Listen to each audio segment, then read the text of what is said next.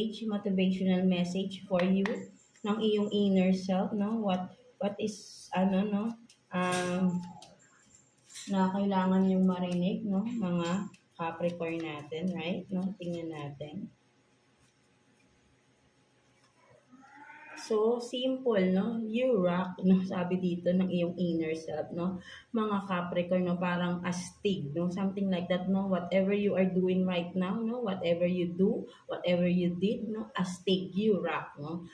Very proud ang iyong inner self sa iyo, no? Mga Capricorn natin, no? So, ayun yung gusto niyang iparating sa inyo, no? Mga Capricorn natin, no? Napaka-astig nyo raw, no? Something like that, no? So, napakaganda, no?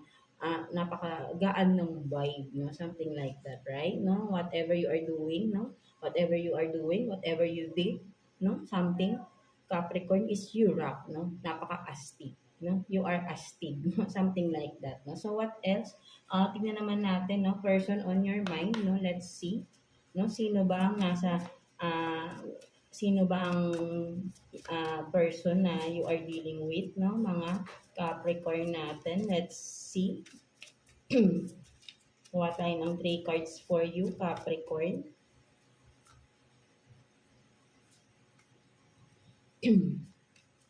Sino tong taong kakonect ninyo, no? Mga Capricorn natin.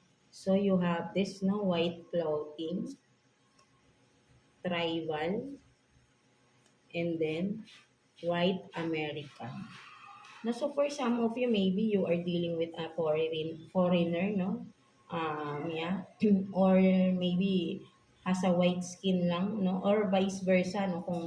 Kung kayo tong nasa, ano na to, no? Right, no? Maybe ay mahilig sa puting kasuotan, no? Or anything na light lang, no? Na mga gamit, no? Light colors, no? Or yeah, no, particularly no puti, no, something like that, or talagang mga light colors lang ang palaging sinus. And with this tribal, no, masyado siyang sabihin natin na conservative, no, conservative itong tao na ito, right, no, at has a white skin also, no, mga ano natin, or foreigner, no, for some of you, no, you are dealing with a foreigner, no, mga uh, Capricorn natin, no? Something like that, right? Now, with the tribal din, no? Kung you are dealing with a foreigner, no? Maybe magkaiba kayo ng culture, no? Something like that, right? No? Mga, sabi na, Capricorn, right? No? So, and also with the white clothing rin, no? Ang nakikita ko rin dito, for some of you, you are married, no? With this person, no? Nagkaroon ng kasal, no? Of course, no? Yeah, no? No gender, no? Maybe kung ikaw yung babae, no, sa kasal, syempre, nagsuot kayo ng gown, no, white gown, or yung iyong partner, no, something like that, no. So, ayun din yung nakikita ko rito, right, no. For some of you, you are married, no, with this person, no, mga Capricorn natin, no. So, let's see, no, anong sitwasyon meron sa inyo ng person na ito, right, no, mga Capricorn natin. Let's see. Kuha tayo ng 3 cards, no, for you, Capricorn. Let's see. No, with the tribal din, no, nakikita ko rin dito is magkaiba kayo, no, ng mga paniniwala, no. You are opposite, no, for some of you, no. Ayun din yung nakikita ko dito, no. Kasi may kanya-kanya kayong mga beliefs, no, something like that, no, or paniniwala sa kanya-kanya kayo, no. So, let's see. What else, no, with the person you are dealing with, no? Ano pang sitwasyon? So you have this, do not take it personally. You are lucky, and then say it louder. Na so for some of you, no, ang nakikita ko rito, no, mga Capricorn natin, right? No, the person you are dealing with is someone na sabihin nating mahilig mambuli or nambubuli ng ibang tao, no? Something like that, no? So, ang nakikita ko rito, right, no? And with this, you are lucky here, no? Ang nakikita ko rito, no? Yeah, for some of you, no? Ang nakikita ko rito ay Kasi ano siya, eh, 'no, parang nakikita ko dito mabuli, mapamintas itong tao na ito, right, 'no, at palasigaw, 'no, for some of you. Ayun din ang nakikita ko rito, 'no, with the say it louder, 'no. Mas nakikita ko na palasigaw at kumbaga parang para sa kanya, 'no, ang taas ang tingin niya sa sarili niya, right, 'no, at mahilig mambully, 'no, ang tao na ito, right, 'no, mga Capricorn natin, 'no. So vice versa again tayo, 'no. So but then this person is hindi may pagkamasama ang ugali, right, 'no, at mahilig sumigaw, 'no, at malaki ang bilib sa sarili niya, 'no, at namamaliit siya ng mga tao, 'no. So ayun din yung nakikita ko rito, 'no. Meron siyang gano'n dito, 'no, na parang namamaliit siya ng ibang tao, 'no, na mga halimbawa yung mahilig siya kasing mamintas, eh, 'no, nambubuli, 'no, something like that. At proud siya dun, 'no, something na parang proud pa siya, 'no. So ayun yung sinasabi rito, 'no. May gano'ng pagkatao or characteristic or traits itong tao na ito, right, mga Capricorn natin. So let's see what else, 'no, pagdating niya sa person na 'yan, 'no, situation ninyo ng tao na ito ng mga Capricorn natin. Let's see. Sorry, nahulog ang ating mga cards, 'no. So let's see, 'no, kuha pa tayo ng 3 cards for you, 'no, Capricorn. Let's see. Ano pang meron sa person, 'no, or sitwasyon ninyo ng person na ito. Let's see. For Capricorn.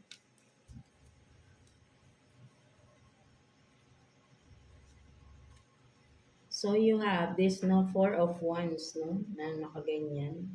Ay,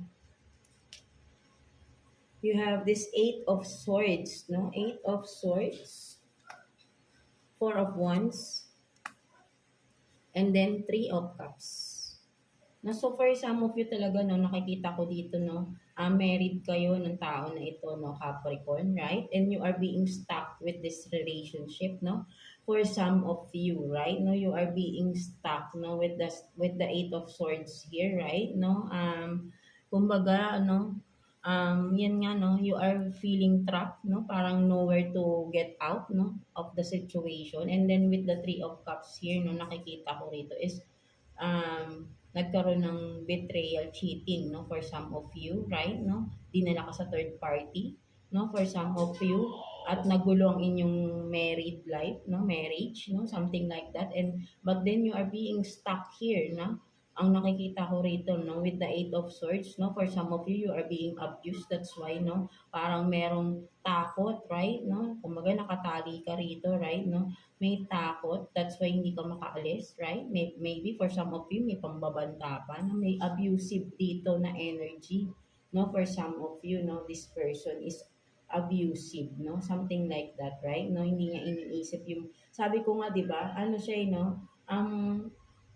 Wala siyang pakialam, eh, 'no, something magkaiba kasi kayo, very opposite kayo ng tao na ito, right, 'no, at marami ka siguro for some of you, marami kang nadiskubre sa tao na ito, right, 'no, at from that, 'no, nagkaroon ng chance na maging abusive itong tao na ito, 'no, that's why, right now, 'no, for some of you, you are stuck, 'no, in this relationship, 'no, hindi ka makaalis, 'no, but then you are hurting, 'no, for some of you, 'no, mga Capricorn natin, right, 'no. So what else, 'no, tignan natin, 'no, outcome ng tao na ito, right, 'no, let's see, 'no, anong action niya with this situation ninyo, right, 'no.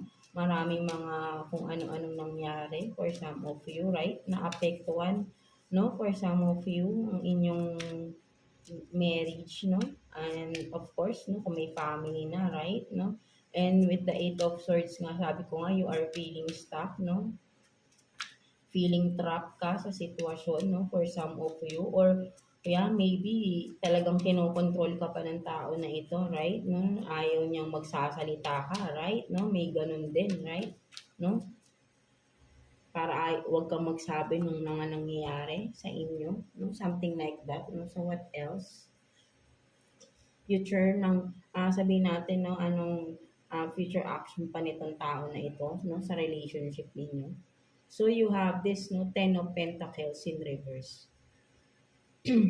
So, ang nakikita ko talaga rito is Capricorn, no? For some of you is talagang may masisira na family, right? No, magkakaroon ng separation in the near future, right? No, dahil itong tao na to, right, ay mas hahayaan niyang masira no ang inyong pamilya, no, something like that. No, for some of you Capricorn, no, with the Ten of Pentacles, no, parang yan, no, for some of you guguho, no, ang pinapangarap na masayang pamilya, no, because of that person na ah, may pagkamasama talaga ang pag-uugali, no, at cheater, betrayal pa ang ibinigay sa inyo, no, something like that, no. So in the near future, no, towards no this person na future action ito is yan, no, wala siyang pakialam, no, tatalikod siya sa pamilya ninyo, no, for some of you, or kung nangyari man na ito, right, no, so meron talaga ritong um,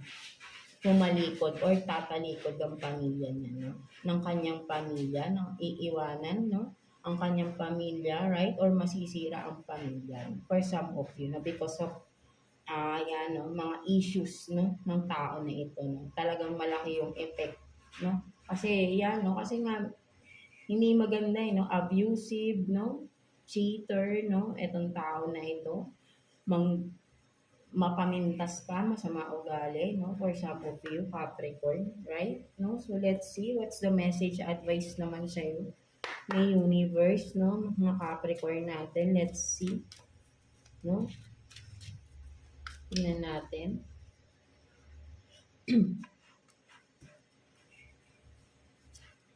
So, I am courageous and I stand up for myself. So sinasabi sa iyo dito ni universe, right? Na maging matapang ka, Capricorn. Stand up for yourself, right? Alam mo yung dapat mong gawin. No, if you are in this kind of situation, relationship, no, abusive, toxic relationship, right? No, maging matapang ka, no? So, ayun yung nakikita ko rito. No? Sinasabihan ka dito ng universe na maging matapang ka, no? Depensahan or ipagtanggol mo naman yung sarili mo dito, no? Mga Capricorn natin. Huwag kang magsawalang kibo na lang sa lahat ng mga ginagawa ng tao na ito sa inyo, right? Mga Capricorn. So yeah, no? Binibigyan ka na dito ng sign ni universe na wala nang mangyayari pang maganda, no, with this person, right, no, kailangan mo na rito mag-stand up for yourself, right, no, ipagtanggol or kung ano yung dapat mong gawin mo na, right, no, while you are still in ano no, in your conscious mind pa, right, no, kasi paano kung 'di ba, mas worse pa yung mangyari, no, yung depression mo mapunta into something na worse, 'di ba, mga Capricorn natin. So, wag naman sana, right? No, so mag-pray lang kayo, bigyan pa kayo ng mga guidance ni Lord, no? Lapit kayo kay Lord, no? Bigyan niya kayo ng mga tao na makakatulong sa inyo, no? Makaalis kayo sa sitwasyon na ganito, right? No? Um, Nothing is impossible with God, right? No, mga Capricorn natin, maniwala kayo at tutulungan niya kayo. No, have faith lang na makakaalis kayo dito. At maging matapang kayo na huwag niyo hayaan na abusuin kayo ng abusuin ng tao na ito, right? Mga Capricorn natin. So, yeah, that's it for you, mga Capricorn natin. So, I hope na for some of you na who did resonate, no, sa ating reading is sana makapag-decide na rin kayo para sa sarili ninyo, right? Mga Capricorn natin. So, yeah, that's it for you. God bless you all and thank you for watching, no, mga Capricorn natin. And of course, overall, Earth signs, Taurus, Virgo, and Capricorn, no? So, medyo iba-ibang energies talaga yung nakuha natin ng mga Capricorn, no? Maraming mga ganap sa inyo, no? Mga Earth signs natin, I mean, no? So, yeah. I hope na may mga nakuha kayong guidance here, no, for some of you. But still, you have your own will, no, own decisions, no. But then, I hope na before doing some decisions is seek guidance from God, no. Have some prayers, no, and ask for guidance, no, sa ating source, no, kay God, kay Lord Jesus, no, para i-guide niya kayo towards sa anong dapat para sa inyo. Something like that, right? Mga earth signs natin. So, yeah, that's it for you, no? So, yeah, God bless you all and thank you for watching Earth Signs.